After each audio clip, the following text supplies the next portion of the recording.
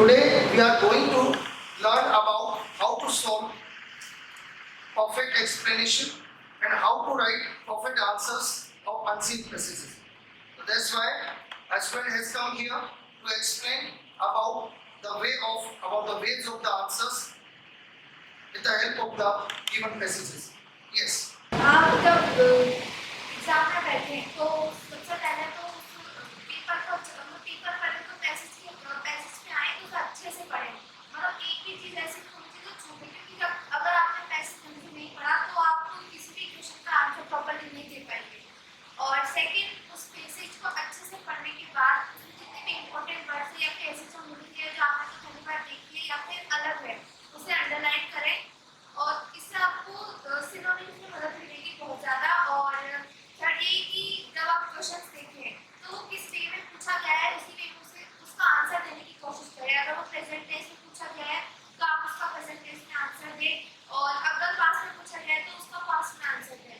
और उसके बाद आप अपने आंसर को भी अच्छे से एक बार चेक करें कि आपने वो आंसर जिस बारे में पूछा गया है या फिर जिस व्यक्ति के बारे में पूछा गया उसके बारे में किया है या नहीं।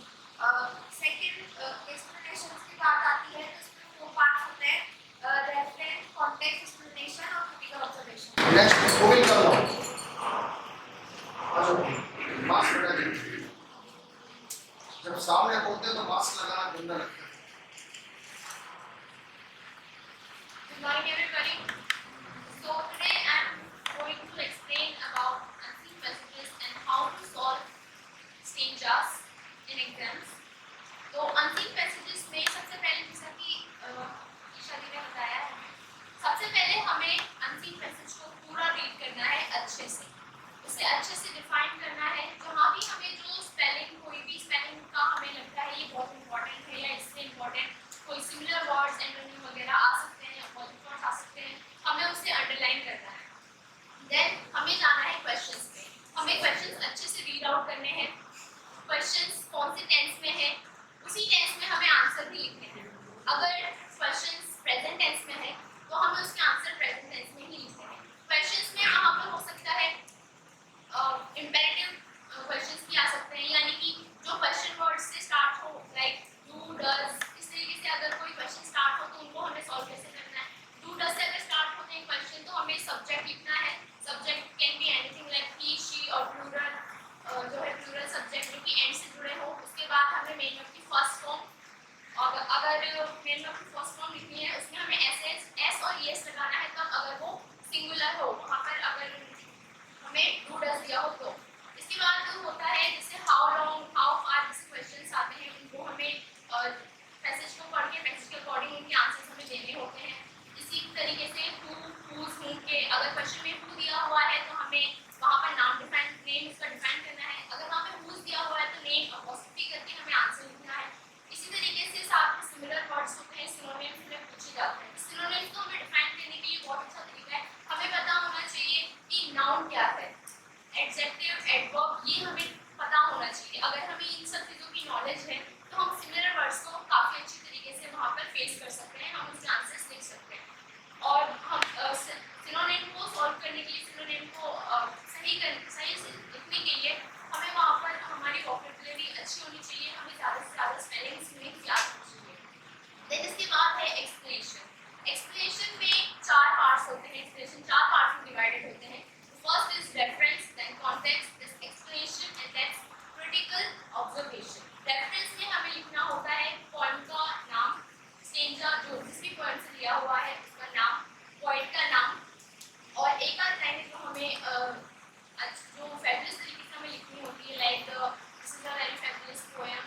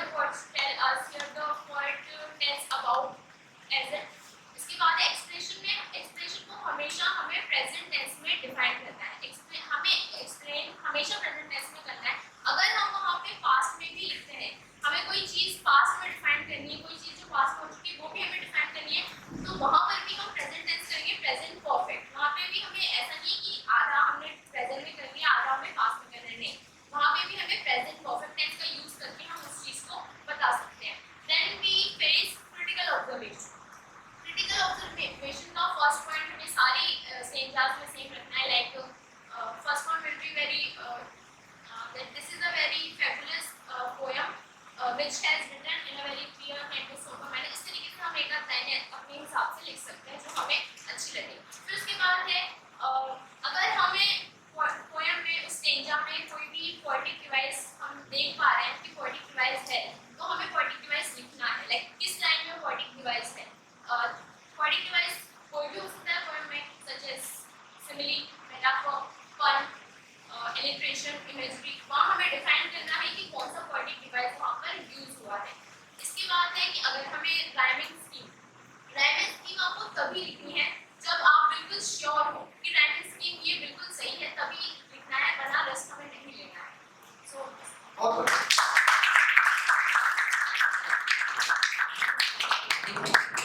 ओनली तो क्या बोलूं, वॉइस नेक्स्ट उसमें बोलेंगे वीडियो में, मुझे पता है, उसके लिए तैयार है ना. Next Diksha, clapping for. Good morning everyone. सबसे पहले हमें एक्चुअली जो अनसीन पैसेज है उसको कैसे सॉल्व करना है ये चीज़ सीखनी है. तो सबसे पहले आप अनसीन पैसेज देखें तो उसको कैसे सॉल्व करना है, उसको पूरा पढ़ना है, अच्छे से ब्रीफली पढ़ना है, ज़्यादा नहीं लगाना उसको पढ़ने के लिए. और जो इम्पोर्टेंट चीज़ है, जो इम्पोर्टेंट सेंटेंस है, जो टू से जुड़ा हुआ है, बिकॉज से जुड़ा हुआ है, उसको अंडरलाइन करना है. जो ईयर दिया हुआ है उसको अंडरलाइन करना है.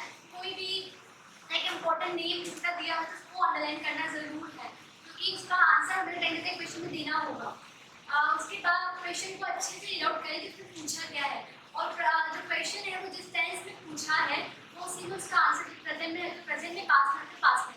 अब पास्ट में कैसे, जब हेल्पिंग वर्ब डिड दी हो तो जो मेन वर्ब है उसको सेकंड कर देंगे, और अगर डू हो तो वही हो जाएगी, सेम दी वहाँ पे दी हुई है. अगर डज दिया हुआ है तो एस में लगा देंगे. अब एस कब लगाना है, जब मेन वर्ब में SHCH SSO दिया हो तो उसके पीछे ES लग जाएगा, और अगर इसमें से कुछ ना दिया हो तो ओनली S लगेगा. ओके, अब बात करते हैं एक्सप्लेनेशन की. तो एक्सप्लेनेशन में सबसे पहले रेफरेंस के अंदर हमें ये चीज़ लिखनी होती है कि पोएट कौन है और पोएम का नेम क्या है. तो पोएट का नेम और पोएम का नेम लिखना है, और पोएट के बारे में लिखना है जब वो अच्छी तरह पता है, जब उसका बर्थ कब हुआ, डेथ कब हुई, वो चीज़ वहाँ पर लिख देनी है. और उसके बाद कॉन्टेक्स्ट की बात करें तो कॉन्टेक्स्ट के अंदर बस ये चीज़ लिखनी है कि पोया जो स्टेंजा दिया हुआ है उसके अंदर बोला क्या है, शॉर्टली हमें इसे बतानी है उसके अंदर अच्छे से. और एक स्पीकर जो है वो लिसनर से क्या कह रहा है वो चीज़ भी बतानी है. एक्सप्लेनेशन के अंदर ये चीज़ आएगी कि एक्सप्लेनेशन के अंदर हमें जो गिवन स्टेंजा है उसका लाइन बाय लाइन एक्सप्लेनेशन करना है उसके अंदर अच्छे से. अब क्रिटिकल ऑब्जर्वेशन की बात करें तो क्रिटिकल ऑब्जर्वेशन में फर्स्ट पॉइंट सबको पता होता है कि this stanza has been written in a very clear candid impressive language, वही चीज़ लिखनी है. सेकंड में लिखना है पोएटिक डिवाइस. हर एक स्टेंजा में कोई ना कोई पोएटिक डिवाइस तो होगा, ये मिलेगा ज़रूर. और जो थर्ड पॉइंट बनाना है, मिनिमम 3 पॉइंट लिखने इसमें. थर्ड पॉइंट में हमें लिखना है राइमिंग स्कीम, मेरा श्योर हो कि राइमिंग स्कीम कौन सी है इसके अंदर, तो वो चीज़ में लिखनी है. यही है.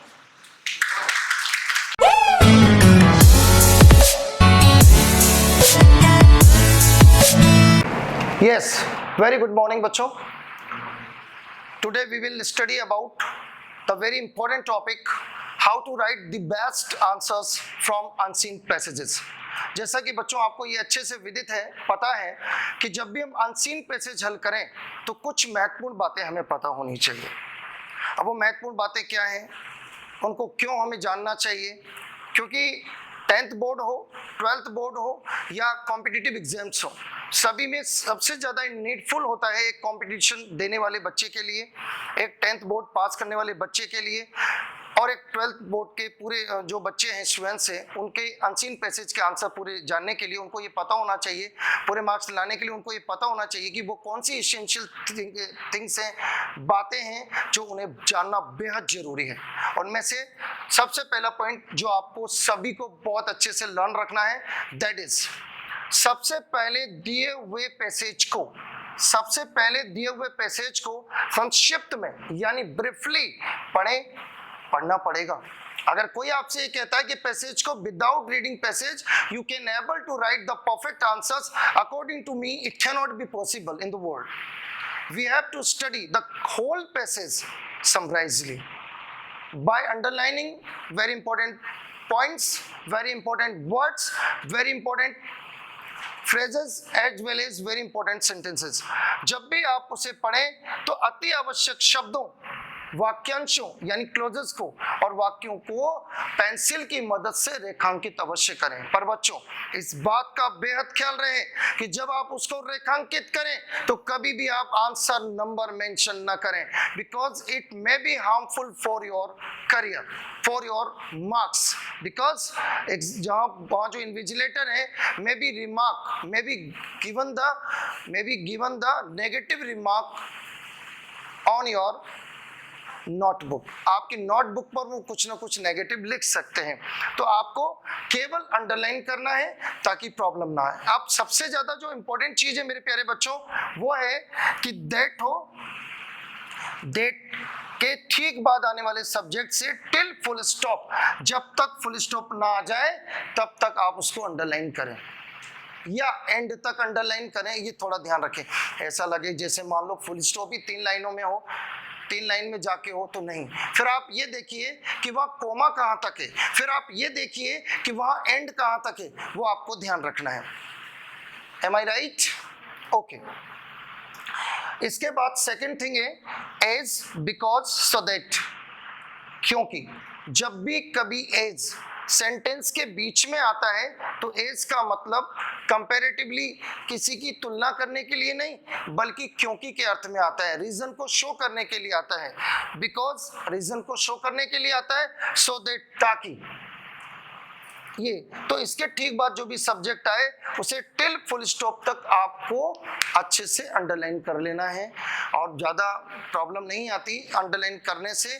पैसेज के आंसर्स लिखने में हमें एक कॉन्फिडेंस इंक्रीज होता है, बूस्टअप मिलता है और एक अच्छा रिलैक्सेशन मिलता है माइंडली कि हमने उस पैसेज की कुछ इंपॉर्टेंट चीज़ों को समझ लिया है ताकि हमको आगे प्रॉब्लम नहीं आती। इस बात का बहुत ख्याल रखना है आप सभी को, क्योंकि एक एक नंबर बहुत कीमती होता है हमारे लिए। उसको ऑब्जर्व करना, उसको समझना, क्योंकि अगर इनमें से एक नंबर भी टूट गया, इनमें से एक नंबर भी कट गया तो may be problematic for you. तो that's why you must know about it. ठीक, the other point is, and that's very important for you, that's why you must know it, you must learn it in order to write the best answers from the unseen passages. The one is, second is, जिस tense में प्रश्न दिया हो उत्तर भी उसी tense में दें। जितने भी बच्चे इंग्लिश मीडियम के मुझे देख रहे हैं, मैं उन सबको ये बोलना चाह रहा हूँ कि इसे हिंदी में बोला, मैं इंग्लिश में बोलता हूँ। According to the tenses of the questions you have to give all the answers the same tense. Question के टेंस के अकॉर्डिंग ही आपको सारे आंसर्स के टेंस रखने हैं। यदि वो क्वेश्चन प्रेजेंट में है तो आपको आंसर्स प्रेजेंट में देने हैं, यदि क्वेश्चन पास्ट में है तो आपको आंसर्स पास्ट में देने हैं। अगर उसमें डज लग रहा है तो वर्ब में एस या ईएस 100% जुड़ेगा। अब how do we know about it कि where we can use S and where we can use ES? Just look at here everyone. अभी ध्यान से समझना, यदि मेन वर्ब के ठीक पीछे SHO, CHO, SSO या O हो तो आप उसमें याद रखें कि फर्स्ट फॉर्म में आपको ES जोड़ना है। बहुत अच्छे से ध्यान रखिएगा। और यदि मेन वर्ब फर्स्ट के ठीक पीछे उपरोक्त में से कोई ना हो तो फर्स्ट फॉर्म के पीछे S जोड़ना है। English में if behind main verb first form you will find there SH, CH, SSO, then you can add there ES after main verb first form. If you do not find there SH, CH, SS or O behind main verb first form, there you can use only S behind first form.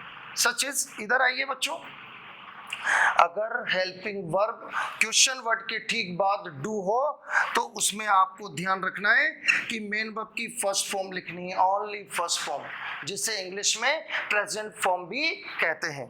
The other is does. अगर does दिया है तो main verb की first form में S या ES जुड़ेगा। S ES कहाँ जुड़ेगा? I have explained it some time ago, I mean a few minutes ago, मैंने आपको इस चीज को बता दिया है। Did, if you find that did as helping verb after question word, you have to write answer by converting main verb into second form. आपको उस did की वजह से सब्जेक्ट के ठीक बाद main verb की कौन सी फॉर्म लिखनी है? सेकंड फॉर्म लिखनी है। और सेकंड फॉर्म को इंग्लिश में क्या बोलते हैं? Past form. क्या बोलते हैं? Past form. It should be reminded, not should be, it must be reminded in your minds, because all the rules, especially both of the rules, are very important for giving the perfect answers from the unseen passages. Okay. Number 3, that's also very important, structures. दोनों structures, दोनों methods, दोनों formulas आप use कीजिए। Unseen passage में आप कभी defeat नहीं खाएंगे, आपसे कभी गलती नहीं होगी। चूंकि ये क्लास भी चल रही है, जो वॉच कर रहे हैं मुझे, ये कंटिन्यू क्लास है और इसको मैं लाइव ले रहा हूँ, तो मैंने आज सोचा कि आज जैसे बच्चे हैं तो इस बहाने मैं वीडियो एक बनाऊं, तो इससे तो मैंने वीडियो बनाया। मैं इंडिविजुअल भी चाहता था, लेकिन चूंकि जैसे भी है बच्चों की उपस्थिति में it will be very better here, that's why I am going to make it. Subject first form हो सकता है, फर्स्ट फॉर्म में एसीएस या सेकंड फॉर्म। याद रखना, अगर डू है तो सब्जेक्ट के बाद केवल फर्स्ट फॉर्म आएगी, अगर उसमें डज है तो फर्स्ट फॉर्म में एसीएस जुड़ेगा, और अगर उसमें डिड है तो मेन वर्ब की सेकंड फॉर्म सब्जेक्ट के ठीक बाद आएगी, और उसके ठीक बाद आप ऑब्जेक्ट को लिखेंगे। द सेकंड मेथड और स्ट्रक्चर और formula is subject helping verb. अगर हेल्पिंग वर्ब यहाँ इज एम आर है, वॉज वर है, तो वहां पर वर्ब में आईएनजी होगा। अगर हेल्पिंग वर्ब यहाँ पर हैज हैव हैड है या शैल हैव विल हैव है, तो मेन वर्ब की थर्ड फॉर्म होगी। और यदि यहाँ पर मेरे बच्चों, यहाँ पर बिल्कुल ध्यान रखना, इस बात का अच्छे से ध्यान रखना, फर्स्ट फॉर्म को ऐसे यूज नहीं करेंगे आप, तो थर्ड और फर्स्ट में ध्यान रखिए, क्योंकि इसको मैंने ऊपर एक्सप्लेन कर दिया है। आप बस ये ध्यान रखो, केवल 2 स्ट्रक्चर, इसको याद नहीं रखना है आपको, क्योंकि ये फॉर्मूला इसी में लगेगा, इसमें नहीं लगेगा। अदरवाइज मुझे यहाँ कोष्टक लगाना पड़ता, तो इसे आप ड्रॉप करें, इसे नहीं देखना। आपको याद रखना है कि यदि हैज हैव हैड हो तो आपको लिखनी है थर्ड फॉर्म, और यदि यहाँ पर is am are was were हो तो आपको लिखनी है फर्स्ट फॉर्म में आईएनजी। और अगर क्वेश्चन में डू डज या डिड हो, डू डज या डिड हो, तो सबसे पहला स्ट्रक्चर आपको फॉलो करना है, और 80% स्ट्रक्चर नंबर 1 यूज होता है, सब्जेक्ट फर्स्ट फॉर्म या सेकंड फॉर्म या एसीएस और ऑब्जेक्ट। इन चीज़ों का आपको ध्यान रखना है, क्योंकि परीक्षाएं बहुत ही ज़्यादा आपके राउंड द कॉर्नर हैं, और मैं ये बहुत उम्मीद करता हूँ मेरे बच्चों से, जो बच्चे मुझसे ऑफलाइन पढ़ते हैं उनसे भी मेरी यही अपेक्षा होती है, यही एक्सपेक्टेशंस होती हैं कि वो रेगुलर पढ़ाई करें, स्टडी करें, ताकि वो बहुत अच्छे नंबर ले सकें। अब नंबर लाने की बात पर मैं कुछ बात आज आपको बताना चाहूँगा। बहुत बातें मन में रहती हैं, मैं लाइवली नहीं बोल पाता, पर मैं आज जैसे कि ये टॉपिक चल रहा है तो बता दूँ। इस सेक्शन में जो पैसेज आते हैं बच्चों, वो एक नंबर के क्वेश्चन होते हैं, ईच क्वेश्चन हैज 1 मार्क, और पैसेजेस में और ग्रामर में मैथ्स की तरह मार्क्स आते हैं बच्चों।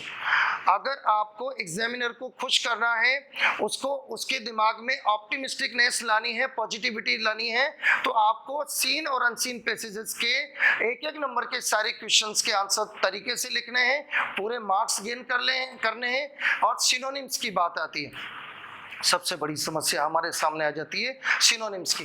तो सिनोनिम के लिए जैसा कि आपको बता देता हूँ, नाउन एकवचन या बहुवचन में आता है, एडवर्ब, एडजेक्टिव या मेन वर्ब की फर्स्ट फॉर्म या सेकंड फॉर्म वहाँ आती है। इन बातों का आपको ध्यान रखना है, इससे ही आपको क्या जानना है, एंटोनिम और सिनोनिम्स का ध्यान रखना है, क्योंकि ये जरूर आते हैं। सबसे बड़ी दिक्कत हमारे सामने, बच्चों के सामने सिनोनिम्स की होती है, और कॉम्पिटिटिव एग्जाम्स में एंटोनिम्स की भी होती है। अब उसके लिए क्या होता है, आपकी वोकैबुलरी जबरदस्त हो, पर डे आपकी एक आदत हो, 3 से 5 8 मीनिंग 10 मीनिंग पर डे आप एक आदत बनाओ, आप हैबिचुअल करो, इस चीज के एडिक्ट हो जाइए। भाई एडिक्शन तो लोग करते हैं, एडिक्शन एक गलत शब्द है, किसी चीज का आदी हो जाना। तो आप वोकैबुलरी, आप इंग्लिश के वर्ड्स के आदी हो जाइए, आप you will find yourself very very perfect, very versatile to solve the answers. कुछ मुश्किल नहीं है, पैसेज को सॉल्व करने में तकलीफ नहीं होती, तकलीफ होती है उसको मेकिंग करने में। आपके सामने मेथड ये बता दिए मैंने, आपके सामने मैंने स्ट्रक्चर फॉर्मूलाज बता दिए, अब आपको वहां पर अच्छे राइटिंग में जमा कर लिखना है।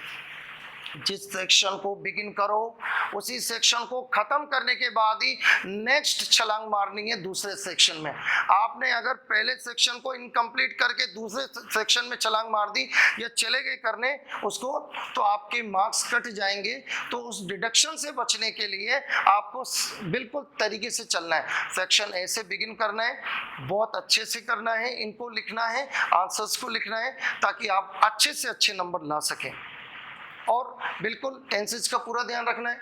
आप जिस टेंस में क्वेश्चन होगा उसी टेंस में आपको आंसर देना है। सबसे ज्यादा इंपॉर्टेंट ये 3 हेल्पिंग वर्ब्स होती हैं, डू, डज और डिड। डू हो तो फर्स्ट फॉर्म, डज हो तो एस लग जाएगा, और डिड हो तो मैन वर्ब की सेकंड फॉर्म आएगी, जिसे हम पास्ट फॉर्म भी कहते हैं। तो ये सारी चीजें बहुत एसेंशियल है। एक्सप्लेनेशन जब सॉल्व करें तो 4 पॉइंट्स अच्छे से लर्न करें, जिसका वीडियो मैं आपको मेंशन कर चुका हूं इससे पहले। Reference, context, third explanation, fourth critical observation. Short में बता रहा हूं। फर्स्ट पॉइंट पे आपको लिखना है पोइम और पोइट का नाम, और 2 बातें याद कर लो। Who was not only a versatile poet but also a man of letters। but अगर वो लड़की है, अगर वो कोई लेडी है, कवित्री है, but also a woman of letters। इस तरह से आप याद कीजिए।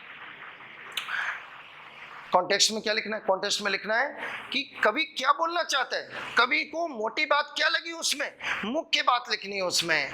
या अगर आप ये भी भूल जाओ तो who was the speaker, the poet is speaker in this stanza who tells this thing who talks about to. अब आपको पता होना चाहिए सुनने वाला कौन है, संसार के लोग या कोई और, आपको ये पता होना चाहिए। और इस तरीके से थर्ड नंबर आता है एक्सप्लेनेशन। चूंकि यहाँ मेंशन नहीं है, इससे पहले मैंने बता दिया, और जिसमें अभी 3 बच्चियों ने आकर बहुत अच्छे से आपके सामने अपने आप को रिप्रेजेंट किया, बहुत अच्छा प्रेजेंटेशन दिया, अनसीन पैसेज के बारे में भी समझाया उन बच्चियों ने, और इसके अलावा उन्होंने ये भी बताया कि अनसीन पैसेज के क्वेश्चनों को हल कैसे करना है और एक्सप्लेनेशन के पॉइंट्स क्या है, उनमें क्या लिखना चाहिए। थर्ड पॉइंट आता है एक्सप्लेनेशन।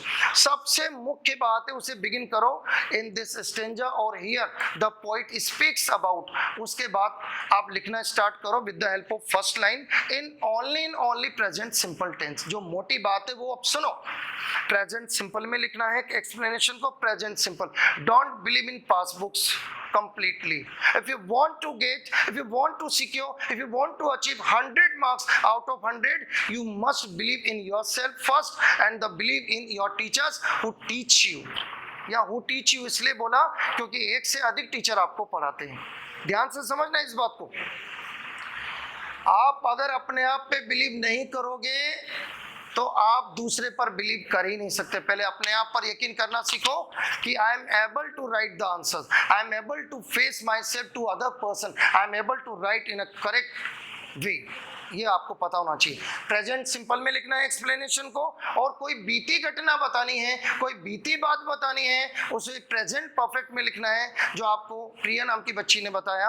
और प्रेजेंट परफेक्ट में जब आप लिखें उसको ध्यान से समझना, तो उसमें हैज हैव का यूज करें, और मैन वर्ब की कौन सी फॉर्म यूज करें, थर्ड फॉर्म यूज करें। और फोर्थ स्टेज आती है क्रिटिकल ऑब्जर्वेशन, जिसमें आप लिख सकते हैं कि जो गिवन स्टेंजा है वो किस लैंग्वेज में लिखा हुआ है। आप ऐसे भी लिख सकते हो, the language of the given stanza is very simple, clear, candid and sober and lucid manner. और द नंबर 2,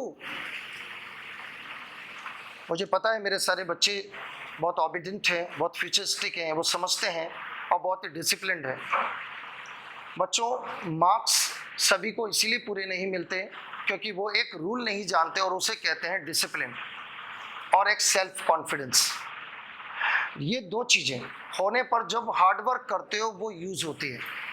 एक छोटी सी बात बताता हूँ, आपके दिमाग में कोई टेंशन है, आप कितनी भी मेहनत कर लीजिएगा आप आगे नहीं बढ़ पाएंगे। इसके लिए आपको अपने आप को डिसिप्लिन रखना पड़ेगा, अपने लिए सेल्फ कॉन्फिडेंस का नेचर लाना पड़ेगा। सेल्फ कॉन्फिडेंस जब आप खुद पे रखोगे तभी आपके अंदर आपके टीचर के लिए सेल्फ कॉन्फिडेंस आएगा। Then you can able to do anything in your career. अच्छा, क्रिटिकल ऑब्जर्वेशन में पहला पॉइंट। दूसरा पॉइंट है कि उस दिए हुए स्टिंजा में पोएटिक डिवाइसेस क्या क्या हैं। वो सिमिली हो सकता है, मेटाफर हो सकता है, पन श्लेष अलंकार हो सकता है, वो आपका इलिट्रेशन हो सकता है, पर्सोनिफिकेशन हो सकता है, मानवीकरण। जैसा 6 पॉइंट जो आपकी है आन जेनिफर टाइगर्स, जो 6 पॉइंट में CBSE में और RBSE 12th में जो NCERT का कोर्स है उसमें इस पोइम में सिट्स शब्द आता है, वहाँ पर पर्सोनिफिकेशन का यूज हुआ है, ठीक है। और इसके अलावा आप वहाँ पर इमेजरी का भी यूज कर सकते हैं। इन बातों का अगर आप ख्याल रखते हो तो मैं जहाँ तक समझता हूँ कि definitely you will achieve 100 out of 100। 80 marks का पेपर है, आप तैयारी करें, मेहनत करें, और इन्हीं सारी इंपॉर्टेंट बातों के साथ मैं इस क्लास को यहीं ख़त्म करना चाहूँगा। All the best to all of my students, my dear students, okay.